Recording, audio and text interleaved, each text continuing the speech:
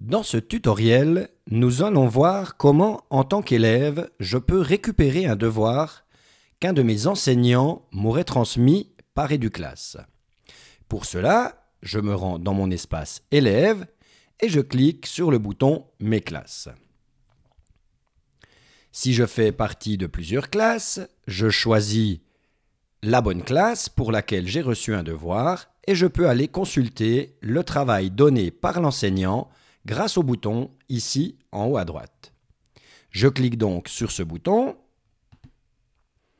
et me voilà dans l'espace des devoirs pour la classe Zanato 6P. Je remarque que j'ai reçu un devoir. On m'indique ici la date de début du travail, 24 mars, la date de remise du travail, 27 mars, et le code de ce devoir. Code très important qui va me permettre de renvoyer une photo de mon devoir par un téléphone, par exemple. En dessous, je vois la consigne du devoir et un bouton pour agrandir la zone de lecture. Je prends donc connaissance de la consigne que m'a donnée mon enseignant et je remarque que je peux télécharger un fichier qui a été associé au devoir grâce au bouton symbolisant une imprimante ici en haut à droite. Je clique donc sur ce bouton. Mon navigateur a téléchargé un fichier, je regarde ce que c'est et je constate que c'est la fiche 40 de mon fichier élève de maths.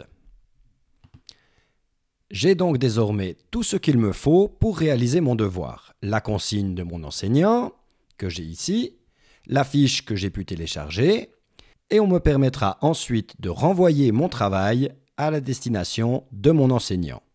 C'est pour cela que le bouton ici « Afficher » sera utile. Je pourrai également accéder à la discussion avec la classe au sujet de ce devoir et pour ce faire, j'utilise le bouton ici à droite « Afficher ». En l'occurrence, ici, mon enseignant a simplement mis un petit mot d'encouragement « Bon travail à tous ». Je peux ici lui répondre et je pourrai commencer mon travail pour ensuite le renvoyer à mon enseignant. Je clique ici sur « Envoyer le message ». Et désormais, mon enseignant pourra lire ce message. Bien entendu, ce qui va intéresser mon enseignant, c'est que je puisse lui renvoyer le travail que j'aurai effectué. Pour cela, il y a plusieurs possibilités. Je viens ici sur le bouton « Afficher » à propos de mon travail. Quand je clique sur ce bouton, on me propose ici deux solutions pour renvoyer ce travail. Nous allons voir ces deux solutions ensemble. Il est tout d'abord stipulé que pour envoyer les photos du travail par téléphone, je peux me rendre sur educlass.ch/devoir avec mon téléphone portable et saisir le code que j'avais reçu pour ce devoir. En faisant cela, je pourrai renvoyer le devoir que j'aurai pris en photo à mon enseignant. Voyons comment cela se passe. Je me munis donc de mon smartphone. Je me rends sur l'adresse educlass.ch/devoir au pluriel et je touche sur accéder à cette page. En entrant l'adresse educlass.ch/devoir, je me retrouve sur une page qui va me permettre de renvoyer la photo de mon travail à mon enseignant. J'utilise d'abord le code que j'ai reçu pour ce devoir, en l'occurrence ici 2733-WVR-1-138. Ce code est unique, il correspond en même temps au devoir et à l'élève Nolan de la classe 2733. Une fois que j'ai renseigné ce code, je peux utiliser le bouton en dessous pour choisir le fichier sur mon téléphone. Et là, on me permet de directement prendre une photo à l'aide de mon téléphone du devoir en question, ou si j'avais déjà pris la photo auparavant, de naviguer dans ma photothèque pour sélectionner la photo du devoir en question. Je vais en l'occurrence choisir de prendre une photo. Je cadre du mieux que je peux le devoir que j'ai réalisé. Je prends la photo. Je vérifie que les informations sont lisibles. Ici, c'est le cas. Je choisis donc le bouton « Utiliser » pour sélectionner cette photo. Voilà, j'ai introduit le code du devoir, j'ai choisi la bonne photo. Je peux désormais utiliser le bouton « Envoyer le devoir » pour envoyer celui-ci à mon enseignant. Bien entendu, selon le devoir que mon enseignant m'aura proposé, peut-être qu'une seule photo ne suffira pas pour renvoyer le devoir. Je peux donc, grâce au nouveau bouton ici, ajouter une autre photo des pages suivantes de mon devoir, par exemple. Ce qui n'est pas le cas ici. Voilà pour la méthode pour ajouter le devoir à partir du téléphone.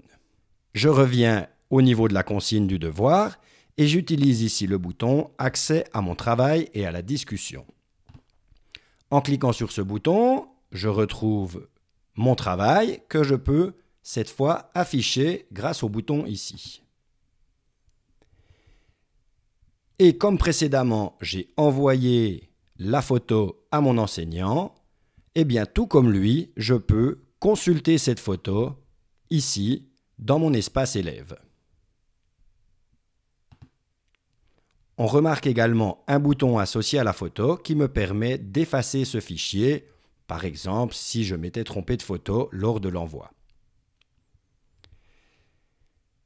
Ça, c'était pour la méthode avec un téléphone. Bien sûr, il est tout à fait possible de renvoyer son travail à partir de l'ordinateur. Par exemple, j'ai pu réaliser ma fiche et si j'ai un scanner à la maison, j'aurais pu scanner cette fiche pour en obtenir un fichier. À ce moment-là, je peux utiliser le bouton ici « Choisir un fichier ». Je navigue sur mon ordinateur, je trouve la fiche que j'ai scannée et que je souhaiterais renvoyer. Je la sélectionne et je peux ensuite utiliser le bouton « Ajouter le fichier » pour ajouter ce fichier à mon devoir. Je clique. La page s'est rechargée et on remarque désormais deux fichiers qui correspondent à ce devoir. La photo que j'avais envoyée via le téléphone et ici le fichier PDF que j'ai sélectionné sur mon ordinateur.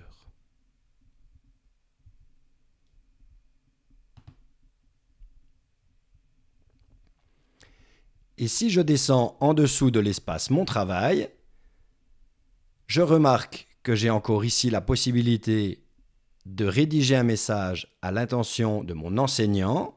Seul mon enseignant pourra le voir. Il ne s'agit pas de la discussion avec la classe. La discussion avec la classe au sujet de ce devoir se trouve ici. Je peux également l'afficher.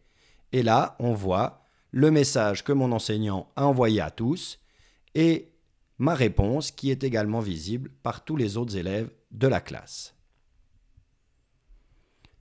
Voilà pour les fonctionnalités devoir de mon espace élève.